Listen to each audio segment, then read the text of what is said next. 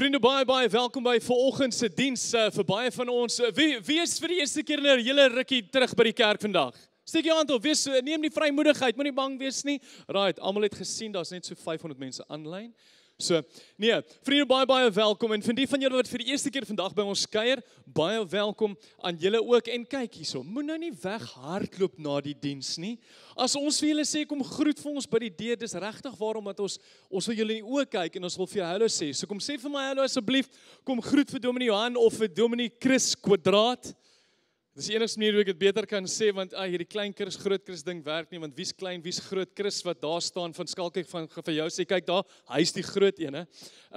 So, dis baie, kom sê asseblief vir ons, hallo, voordat jy vandag huis toe gaan. Nou julle, vinnige vraagie, en regtig, neem die vrymoedigheid. Wie was hier Woensdag aand by Nuwejaarsdiens? Laat ek net sien. Sjoe, dit was, wanneer was dit? Dit was Woensdag aand, né? Ja, dit was so lekker om saam met julle die nuwe jaar in te gaan, om liedere saam met julle te kan sing, om nagmaal te kan gebruik. Maar nou het ek julle in hierdie proses, van hand opsteek en hand af en hand opsteek. So kom ons hou aan daarmee. Ek bedoel, dis nou so lekker. Dis nou 'n geleentheid. Die volgende vraagie wat ek dan vir jou het, is in my hand gaan sommer eerste op. Is wie van julle het al 'n nuwejaarsvoorneming gemaak? Wie van julle? En weer eens, ja, en hou dit op as jy al ooit nuwejaarsvoornemens gemaak het. Maak nie saak wanneer dit in jou lewe was nie. Wie het al so iets gedoen? Want ek het al. Nou my volgende vraag, hier is my hand nog steeds. Wie van julle het daardie voorneming gehou tot en met Februarie? My hand is af. Vra vir my, verlede jaar my post in social media was om my en my vrou se huweliksherdenking. Ek sê, "Jesus, ek gaan nou probeer dit doen." Nou, ek is net nie daar nie. Nou is daar nog 'n vraagie, daar was so 1 of 2 hande baie wel gedaan vir julle. Wie van julle kon julle voorneme hou tot en met Maart? Nou kan ek sien by bril op hê. Okay, wel dan voel ek, well done brother. Amazing. Kom ons gee vir hom 'n lekker applous. Well done. Dis iets om na te streef. En kom ek sê vir jou hoekom. Van die van julle wat nie weet nie. Statistiek sê vir ons dat 80% van mense se nuwejaar voornemens al klaar val teen die 2de week van Februarie. En net 8% van mense kry dit reg om hulle nuwejaar voornemens te hou tot en met die einde van die jaar. En is 'n ongelooflike ding, dis nie ek wat so sê nie, jy kan dit gaan Google, jy kan verskeie webtuistes gaan kyk, meeste van hulle sal vir jou dieselfde ding sê, maar die siklus is vir baie van ons dalk dieselfde. Dis die 31ste Desember of die 1ste Januarie, jy sit daar met 'n lekker koppie koffie, en jy begin dink aan die volgende, hierdie jaar gaan ek, en dan sê jy vir jouself, wel, hier's my gunsteling en gewig verloor. Right? Nou ek het dit al voorheen gesê, julle kan sien, ek sukkel nog steeds met my swangerskapsgewiggie van die tweeling. Nie dalk hier nie, maar hier in hierdie area. En dan, dalk het jy gesê, weet jy wat, ek gaan elke dag my Bybel lees, of verhoudings herstel, of my slegte gewoontes breek. Dalk in jou huis, dalk sê jy, ek moet minder tyd op my foon spandeer, of ek moet minder tyd met die kinders raags. Fill in the blank. En dit gaan goed. En jy's gemotiveerd, en jy het momentum op die huidige oomblik, en dit is als fantasties tot en met hierdie dag. I forgot to go to the gym this morning, that's 8 years in a row. Dis fantasties. En dan begin hierdie dinge in ons kop inkryp, waar ons begin kwaad raak vir onsself, en voordat ons ons ook kan uitvee, dan is dit nou al Februarie, en niks het verander nie. Niks het verander nie. Nie omdat ek dit so wil hê nie, vriende, dan kom hierdie fluistering dalk in jou kop wat vir jouself sê, wel, jy het weer gefaal, of jy sal nooit verander nie, of nog beter, waarom probeer jy nog? En dan sit ons by vandag hierso, saam met julle, op die stoel in Januarie, die 4de, en jy het hierdie bekende gevoel, wat binne in jou hart dalk is.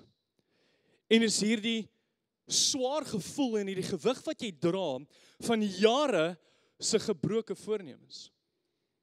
En dan wonder jy dalk vir jouself vanoggend, terwyl jy hier sit al in die begin van die jaar is, hierdie jaar gaan dit enigstens anders wees as enige van die vorige jare. En dan sê dat dalk iets vir jou, maar hoekom sou dit dan nou wees? Ek bedoel, ek het gesien wat die vorige jare gebeur het. En dan begin ons in hierdie posisie ingly, waar ons ophou kyk na die toekoms met hoop. En dinge wat nie werk vir my en vir jou baie keer nie. En ek sê nie, julle is mos nou oulik en fantasties. Maar partykeer woed hierdie dinge in ons kop en Johan het dit net nou gesê, ek weet nie waar jou hart vanoggend is nie. En dan kom die wêreld en dit sê vir jou, weet jy wat? Jy moet net harder werk, Boetie. Jy moet meer dissipline hê. Wat is fout met jou? Of jy moet net baie positief wees. En al hierdie dinge, vriende, is fantasties. Dis ongelooflik. Die een probleem wat ek hier sien is, elkeen van hierdie dinge wat jy op die bord nou sien, het te doen met my wilskrag, my krag, my vermoë. En wanneer ek val, vriende, dan is daar niemand anders om te blameer, behalwe wie? Behalwe myself nie. En dit, vriende, is presies waar die vyand vir my en vir jou vanoggend soek. Hy soek vir jou in die begin van 2026 al, en hy wil sê, wel, jy's uitgeput, dis great, fantasties, wel gedaan. Of dalk sit jy al klaar by die 4de en jy's teleurgesteld. Of dalk voel jy vanoggend, soos wat jy hier sit, maar jy's alleen. En dis nie wat ek vanoggend wil kom doen nie. Ek wil nie dit vanoggend kom doen nie. Ek wil vir jou vanoggend kom wys deur die woord van God, dat daar is 'n nuwe soort begin vir elkeen van ons.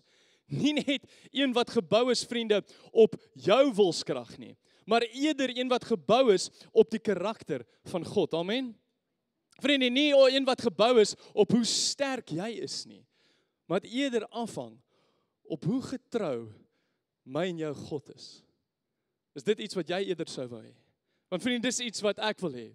Want as jy dit nie geweet het nie, of nie geweet het vanoggend nie, ons God spesialiseer in vars beginne. Van Genesis, as jy dit gaan lees, tot en met Openbaring, raak die Here opgewonde oor een ding. Okay, dalk meer as een, as jy die woord gaan lees.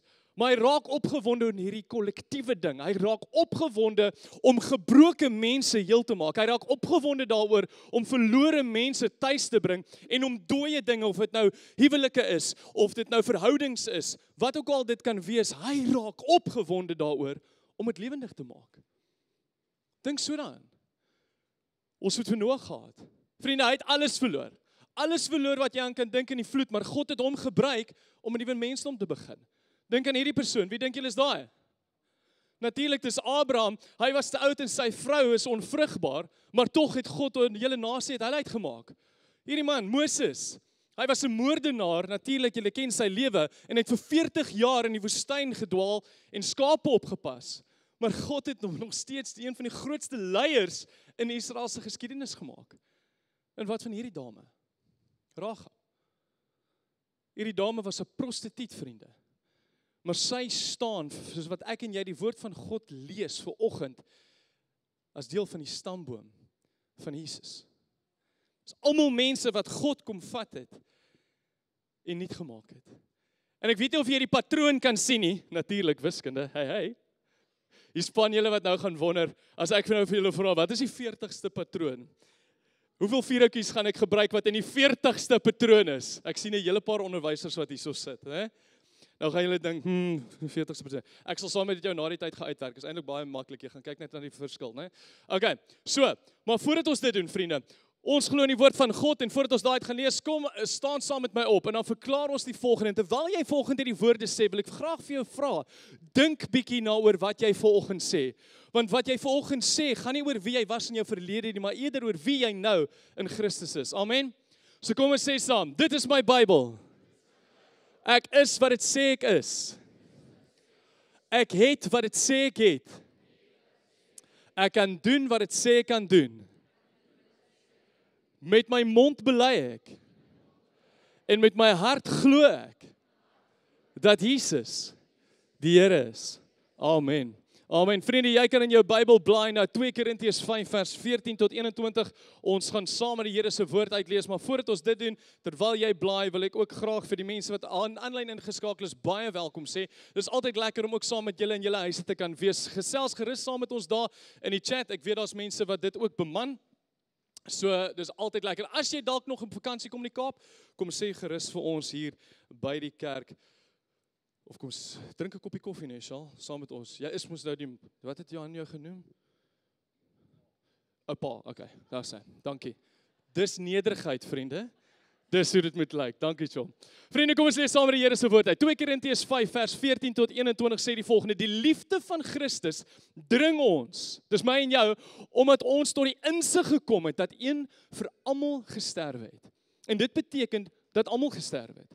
En hy het vir almal gesterf sodat die wat lewe nie meer vir hulle self moet lewe nie, maar vir hom wat vir hulle gesterf het en uit die dood uit opgewek is. Ons beoordeel dus van nou af niemand meer volgens menslike maatstaf nie. Al het ons Christus vroeër volgens menslike maatstaf beoordeel, nou beoordeel ons hom nie meer so nie. Dit is 'n pragtige vers. Iemand wat aan Christus behoort, is 'n nuwe mens. Die ou is verby, die nuwe het gekom. Dit is alles die werk van God. Hy het ons deur Christus met homself versoen en aan ons die bediening van die versoening toevertrou. Die boodskap van versoening bestaan daarin dat God deur Christus die wêreld met homself versoen het en die mense hulle oortredinge nie toereken nie. Die boodskap van versoening het hy aan ons toevertrou. Ons tree dus op as gesandte van Christus en dit is God wat deur ons 'n beroep op julle doen. Ons smeek julle namens Christus, aanvaar die versoening met God wat hy bewerk het. Christus was sonder sonde, vriende, ons weet dit, maar God het hom in ons plek as sondaar behandel, sodat ons deur ons eenheid met Christus, deur God, vrygespreek kan wees. Vriende, wat 'n ongelooflike gedeelte. Johan het dit Woensdag ook genoem.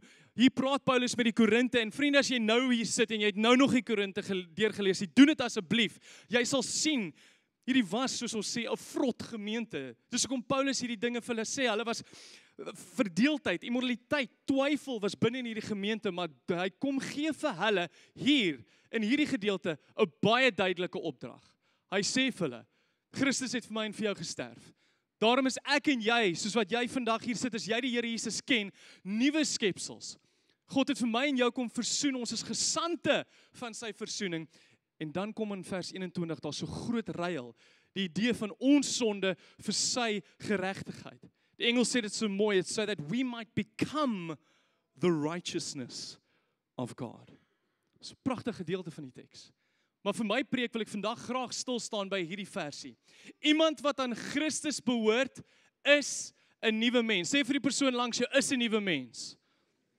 Die ou is verby en die nuwe vriende het gekom.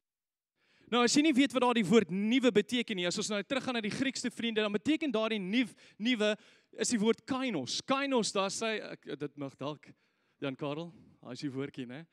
Beteken 'n totale nuwe soort ding wat nog nooit voorheen bestaan het nie. Dis 'n ongelooflike gedagte. So die Here kom en hy maak iets wat nog nooit ooit bestaan het nie. Wanneer hy vir my en vir jou vriende 'n nuwe vars begin gee, gee hy nie net vir my en vir jou 'n nuwe houding nie. Dis nie wat hy doen nie. Hy kom gee nie net vir my en vir jou 'n facelift, soos wat ek met my kantoor besig is om te doen nie, né? Kom gee dit so 'n bietjie van 'n stelselmatige facelift soos ons aangaan, of 'n beter weergawe van die ou jy nie. Dis nie wat hy kom doen nie, vriende, wanneer die Here vir my en vir jou 'n vars begin kom gee, dan skep hy iets totaal en al niets, wat nog nooit bestaan het nie. Dis 'n ongelooflike gedagte, dink julle nie? En vriende, die verskil wanneer ons kom by nuwejaarsvoornemens, is dat hy sê vir die nuwejaarsvoornemens sê vir ons, probeer harder, wees beter, jy kan dit doen. Teenoor die woord van God wat vir my en vir jou kom sê, ek het dit reeds gedoen, amen. Die Here het vir my en vir jou alles kom doen, toe hy aan die kruis vir ons gesterf het, vriende. Jou redding, jou reiniging, jou aanvaarding, het klaar gebeur die oomblik, toe die Here vir my en vir jou aan die kruis gesterf het. En dan kom sê vir ons, jy's reeds niets niet in Christus. Kom leef uit wie jy reeds is. En dis 'n ongelooflike gedagte, vriende, hierdie deeltjie wat sê, jy is reeds niet in Christus. Ons het al baie vir mekaar gesê, dit beteken nie as ons niet is in Christus, dat dinge nie gaan skeefloop nie, dat dinge nie gaan swaar gaan nie. Maar vriende, wat dit wel beteken is, my en jou identiteit is klaar gevorm in Christus, nie meer in die wêreld nie. So kom ek maak dit gou vir jou 'n bietjie makliker. Veronderstel dit so, voor Christus is jy 'n sondaar. En omdat jy 'n sondaar is, probeer jy om goed te doen. Jy probeer om goed te wees. En dit is jou natuur. Maar in Christus, vriende, is jou identiteit as 'n heilige. Jy is 'n heilige en daarom is jy 'n heilige wat nog steeds sonde doen en jy sukkel daarmee. En daarom, vriende, om 'n bietjie verder te gaan.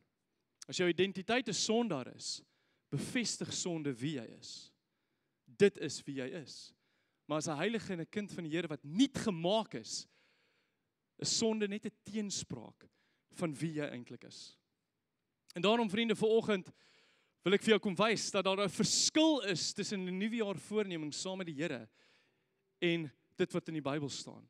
Want nuwejaar voornemens, vriende, werk van buite af na binne toe. Dit kom sê vir my, weet jy wat, verander jou gedrag en dit sal dalk jou hart kom verander. Teenoor die woord en die evangelie van vars beginne, vriende, vir my en vir jou kom sê, die Here kom en hy verander jou hart en dit bring 'n nuwe vrug wat na vore kom. So vriende, hoe beweeg ons in hierdie spasie? Hoe beweeg ek tussen teorie, hierdie grondslag wat die woord vir my kom gee, na die werklikheid toe daar buite? En dis wat ek vanoggend wil kom doen. Ek wil graag, hierdie is 'n groot woord vir my, 3 ononderhandelbare waarhede. Yes! Nee, mooi reg gekry. Baie dankie. Ek sê ja, nee, 3 ononderhandelbare waarhede. Die hart help my nie altyd nie. So, moet dalk 'n beter woordeboek kry wat die vertalings vir my doen. Maar wat ek wil kom doen is, ek wil die woord gebruik om vir jou wys hoe die Here mense oor die afgelope paar duisend jaar van 'n mislukking tot en met hulle doel geneem het. Want dis wat ons graag wil doen as ons na die woord gaan lees. En vriende, as jy vanoggend dalk hierso kom sit en jy's moeg vir probeer en jy's moeg vir faal en jy dink vir jouself, okay, maar daar moet iets meer is dit wees of meer kan 2026 anders wees. Dan wil ek vir jou kom waarborg met die hulp van die Here is jy in die regte plek vanoggend. Is jy reg daarvoor, vriende? As jy skryf, is dit nou die tyd om te skryf. As jy op YouVersion in die events ingaan en jy gaan na Tygerberg Gesinskerk toe, sal jy natuurlik sien dat die notas daar staan. So die eerste ononderhandelbare waarheid is die volgende. God spesialiseer, vriende, in vars beginne. Hy spesialiseer in vars beginne. Kom ons lees saam. Jesaja 43 vers 18 tot 19 sê, maar moenie net aan die vroeë dinge dink nie en by die verlede stil staan nie. Kyk, ek gaan niets doen. Dit staan op die punt om te gebeur. Julle kan dit al sien kom. Ek maak in die woestyn 'n pad. Ek laat in die droë wêreld riviere ontspring. En as jy dit so vir die eerste keer lees, vriende, terwyl ek my voorneem, dan dink jy, maar dis 'n redelike vreemde ding om te kom sê hierso, want hy sê vir ons, maar moenie net aan die vroeë dinge dink en by die verlede stil staan nie, maar tog wil ons altyd refleksie gaan doen, so waar is hy nou met my Here? En dan kom sê ons mekaar, okay, alles wat gebeur het met die Israeliete, vriende, was nie sleg nie. Daar was regtig goeie goed wat met die Israeliete gebeur het, daar was wonderwerke wat gebeur het. Dink aan die volgende. Ons het vroeër gepraat oor Moses wat by die Rooi See staan, of toe uit die klip, die water, die Israeliete het gekla. God het vir hulle manna verskaf, wat uit die hemel uitval. Of net die wonderwerk dat die Israeliete éventueel in die beloofde land ingekom het. Vriende, dis alles, en dan sê wat jy aan dink is fantasties, en dan kom sê die Here duidelik in sy woord, maar moenie daaraan dink nie. So hoekom moet ons nie daaraan dink nie, vriende? Wel, dis baie maklik. Omdat die verlede natuurlik nie onbelangrik is nie. Maar omdat as ons vasbyt aan die verlede, dan kan dit maak dat ons mis wat God nou doen. En vriende, Israel in hierdie oomblik, as ons hierdie teks lees, was heeltyd gefokus op die verlede. En God kom sê vir hulle, weet jy wat, ja, dit is ek het al hierdie wonderwerke gedoen, maar ek het ook iets wat kom doen, iets niets kom doen. Ek het iets niets kom doen. En ons het net al gepraat van kainos in die Grieks, en die woord niet hier is presies dieselfde in Hebreëus. Die Hebreëse woord is kadash, en dit beteken eintlik, dis iets ongekend, dis iets wat nog nie bestaan nie, 'n totale breek met die oue. En let mooi op wat hy hier kom sê, vriende, hy sê, kyk, wie gaan 'n nuwe begin maak? Ek gaan 'n nuwe begin maak. Hy sê nie, julle hoef 'n nuwe begin te maak nie, ek gaan 'n nuwe begin maak. Dis teenwoordige tyd vir die van ons wat nie goed in ons taal was nie. So ek gaan iets niets kom doen. En vriende, daarom sê die Here in hierdie oomblik vir hulle, hy sê, ek is nou besig om te skep, nie net in die verlede nie, ek is nou besig om mense te herstel, ek is nou besig om te vernuwe. En dan kom sê hy vir hom, ek maak 'n woestyn in die pad. Nie net dit nie, ek laat riviere ontspring in droë plekke. En vriende, as jy dit kom vat teenoor ons nuwejaarsvoornemings, dan sê hy, weet jy wat, hy maak die onmoontlike moontlik. Teenoor dit wat ek en jy doen wanneer, en dit is nie verkeerd om 'n nuwe jaar voor, ek het vir jou gesê, ek is een wat dit doen. Maar nuwejaar voornemings werk 'n bietjie andersom. Dit begin by my plan, dit begin en rus op my wilskrag soos ek voorheen gesê het, en dit hou so lank aan as wat ek sterk is. En wanneer ek faal, vriende, dan vind ek myself baie keer in 'n situasie waar daar teleurstelling is. Ek vind myself dalk in 'n situasie waar daar skaamte is of moedeloosheid. En ek weet nie hoe myself daar uit te kry nie, maar vriende, Jesaja 43 kom sê vir ons in die woord van God, hy sê, wanneer ek 'n nuwe begin maak, begin dit nie by my dissipline nie, maar eerder by God se inisiatief. So vriende, die gedagte dat die Here spesialiseer in vars beginne, kan jy op verskeie plekke in die woord gaan kry. En hier ontmoet ons vir Jeremia in Klaagliedere 3 vers 22 tot 23. Hy sê, deur die liefde van die Here het ons nie vergaan nie. Daar is geen einde aan sy ontferming nie. Dit is elke môre nuut. U trou is groot.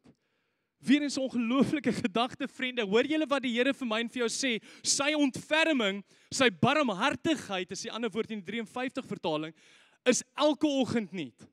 En dit moet my en jou aanspoor om te sê, wow Here, dit beteken gister se genade was genoeg vir gister. Maar vanoggend se genade wat ek vanoggend nodig gehad het vir vandag, is ook vir my en vir jou gegee. En vriende, ek het nuus vir jou, die genade hou nie op nie, dis elke môre nuut. So môreoggend voordat jy jou oë oopmaak, het die Here klaar vir my en jou daardie genade kom gee. So wat beteken dit prakties vir my en vir jou? As God spesialiseer daarin om vars beginne vir mense te gee, dan beteken dit mislukkings wat ek en jy deurgaan, vriende, nie die genade van die Here opbreek nie. Dit is nie moontlik nie. Terugval vereis nie enigiets anders nie. Dis nie nuut vir die Here nie. Jou verlede, vriende, diskwalifiseer vandag soos wat jy hier sit, as jy daarmee sukkel, jou nie van die toekoms wat jy in die Here ervaar en deur sy genade nie. Ek en jy moet een ding doen, om daardie nuwe vars begin te kry. En ons moet God soek, vriende. Matteus 6 vers 33 sê baie duidelik vir my en vir jou, soek eers wie? Die koninkryk van God. En wanneer ek en jy die koninkryk van God kom soek, vriende, dan weet ons is in 'n posisie waar ons harte gaan verander. Ons is in 'n posisie waar daar 'n hervorming van ons begeertes is. En dan bring dit voort 'n vrug wat aanneemlik nie net vir die Here is nie, maar wat ander mense intrek om hulle bekend te stel aan 'n God wat vars beginne gee. So vriende, 2026 kan 'n jaar wees wat beter is as die vorige jaar. Maar dit is nie omdat ek en jy sterker is nie. Dis omdat ek en jy 'n God dien wat getrou is. Amen. Amen. So punt nommer 1 is, eerste ononderhandelbare waarheid is God spesialiseer in vars beginne. En die tweede waarheid is die feit dat vars beginne, vriende, vereis loslaat. Dit vereis 'n loslaat aan my en jou kant. Ons weet nou wie God is. Ons weet hy is 'n God wat vars beginne gee. Die woord sê so. Maar nou moet ek en jy iets doen. En dis die tweede ene. Dit begin by iets loslaat. Paulus praat met die Filippense en hy sê vir hulle, broers, ek verbeel my nie dat ek dit alles al het nie. Maar een ding doen ek maak my los van wat agter is en ek strek my uit na wat voor is. Ek span my in om by die wenstreep te kom sodat ek die hemelse prys kan behaal waartoe God my geroep het in Christus Jesus. En dis 'n ongelooflike gedeelte hierdie, vriende, want dit is eintlik 'n merkwaardige belydenis wat Paulus hier kom doen. Ek weet nie of jy dit gesien het nie, want hy sê, broers en susters, ek verbeel my nie dat ek dit alles al het nie. So weet jy wat kom sê nie? I have not yet arrived, Tygerberg Gesinskerk. Ek is nog nie daar nie, ek is nog steeds besig om te groei, daagliks in die Here. En dan kom sê hy, maar een ding doen het. Dit wys Paulus vir my en jou, hy is definitief gefokus. So waaraan is hy gefokus?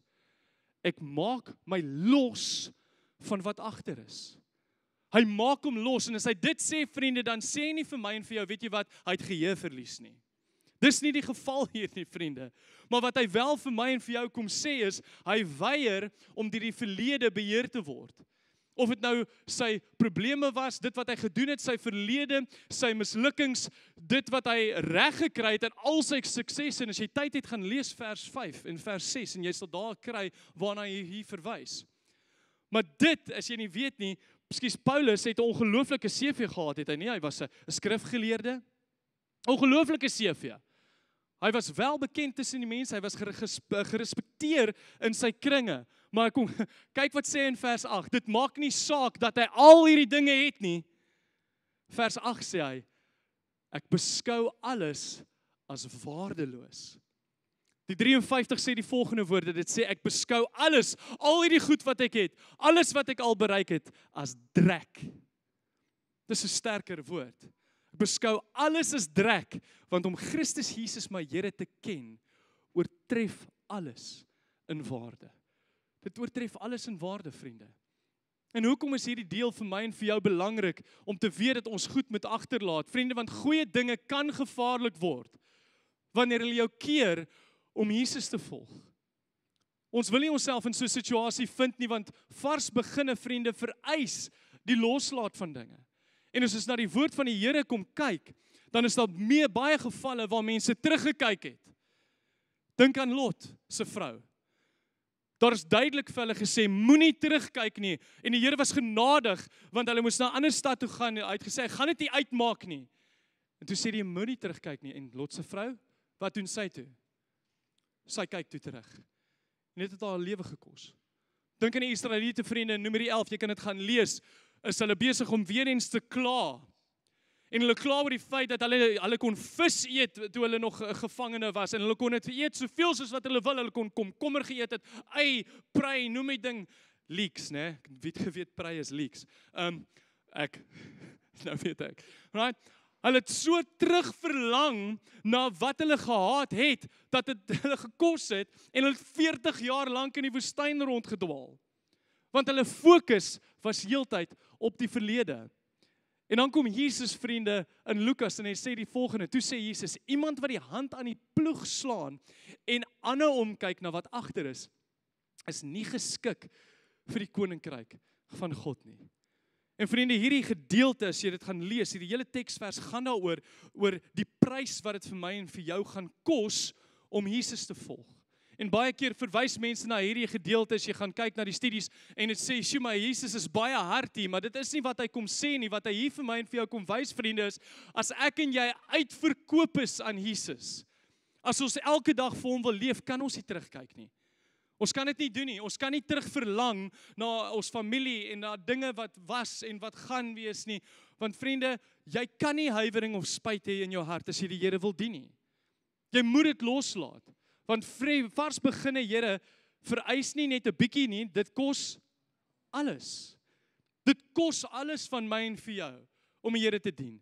En vriende, my gebed is dat jy hierdie gedeelte en dit sal sien, is dat jy moet jouself kom losmaak van die dinge, wat dalk vir jou verhoed, om vorentoe te kan beweeg in 2026, met die Here aan jou sy. En ek wil altyd vir iets prakties gee. So wat beteken dit? Hy het verder na die vers gesê, strek uit na wat voor is. En wat Paulus hier kom doen, hy is baie slim natuurlik in die konteks waar hulle skryf, sodat mense kan verstaan, hy gebruik eintlik 'n atletiese beeldspraak hier, om te sê, jy kan nou sien, daai atleet, behalwe nou met die stokkie, want partykeer slaat hulle die stokkie mis, en dan val die, dit is so hartseer, né?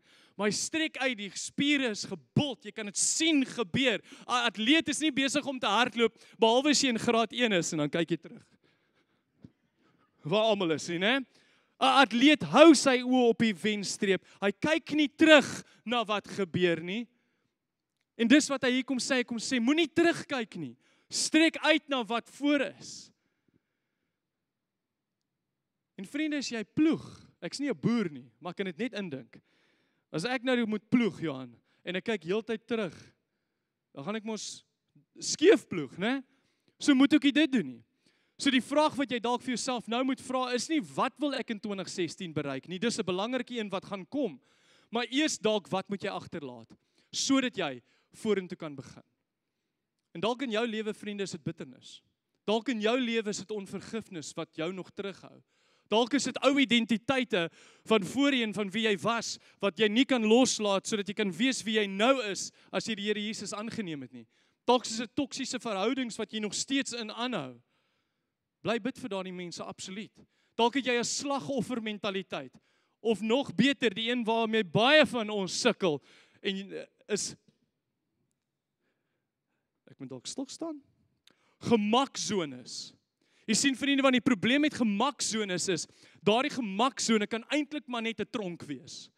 Ek is baie gelukkig in hierdie spasie waarin ek myself bevind. En daarom, vriende, as ons na die woord van die Here gaan kyk, dan is daar baie voorbeelde van mense wat goed moes loslaat voordat hulle kon vorentoe beweeg en die Here hulle kon gebruik.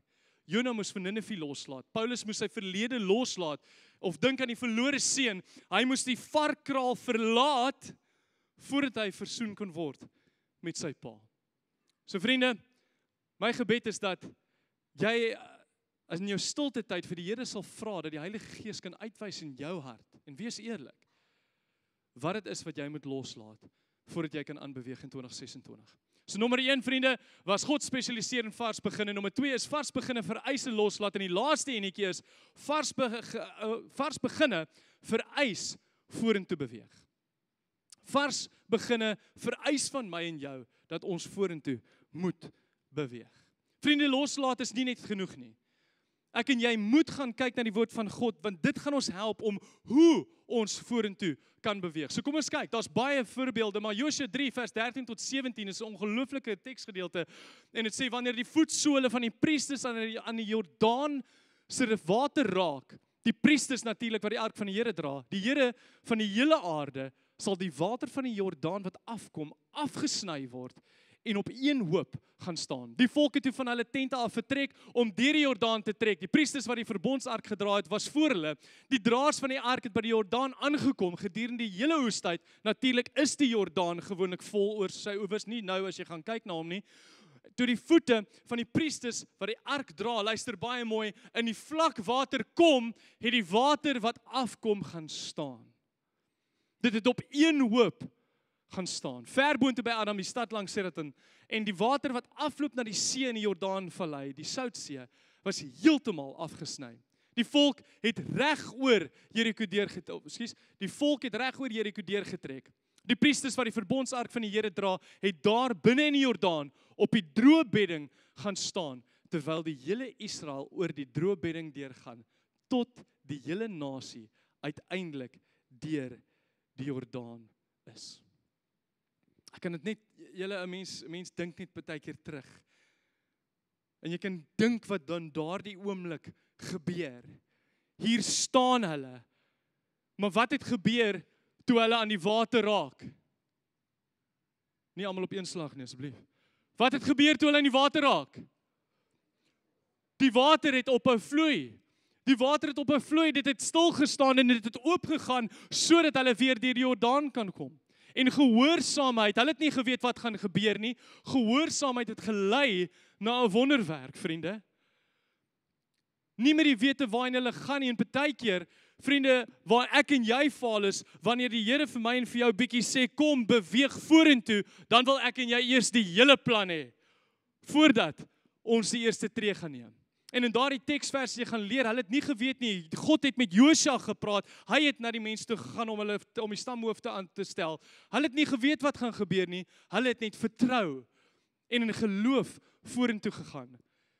En dis hoekom, vriende, geloof werk 'n bietjie anders. As jy Abraham gaan kyk, in Hebreërs 11 vers 8 sê dit duidelik vir ons, Abraham het sy tuisland verlaat, sonder dat hy geweet het waarheen hy gaan. Moses het sy staf gehad, hy het Farao aangeneem, sonder om te weet. Dawid natuurlik, toe hy voor Goliat staan met sy 5 klippies, het nie geweet wat die uitkoms gaan wees nie, maar hy het vertrou en in geloof daardie stap geneem.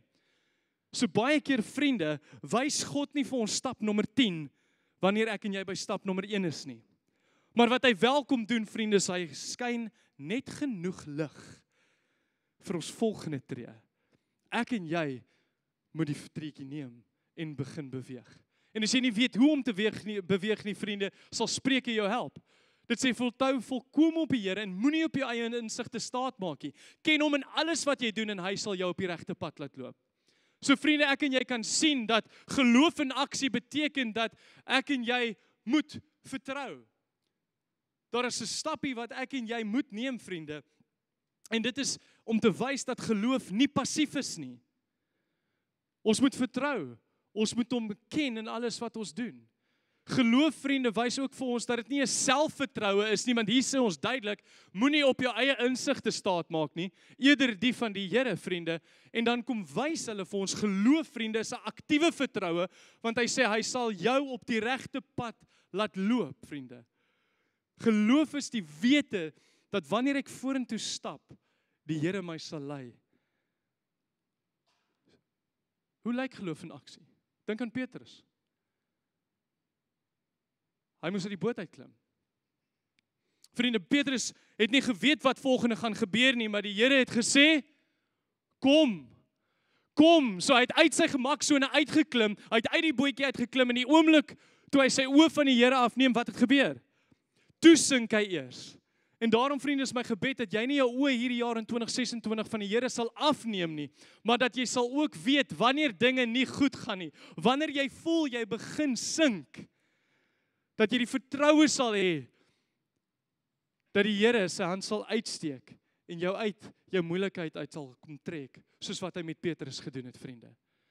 So wat is die volgende stap vir my en vir jou? Jy moet weet, vriende, vars begin in hierdie wêreld in 2026 met die hulp van die woord, is nie 'n gevoel wat ek en jy het nie.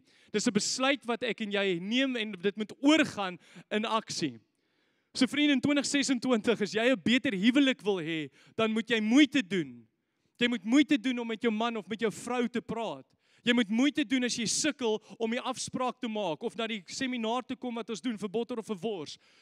Maar vriende, om te verlang na geestelike groei in 2026 is nie genoeg nie. Ek kan nie net verlang nie, ek moet 'n aksiestap neem en ek moet sê, reg Here, ek moet tyd in die woord spandeer, anders vriende kan ek jou waarborg. Hiervan kan ek jou waarborg. Jy gaan heeltyd leeg voel. Jy gaan heeltyd leeg voel.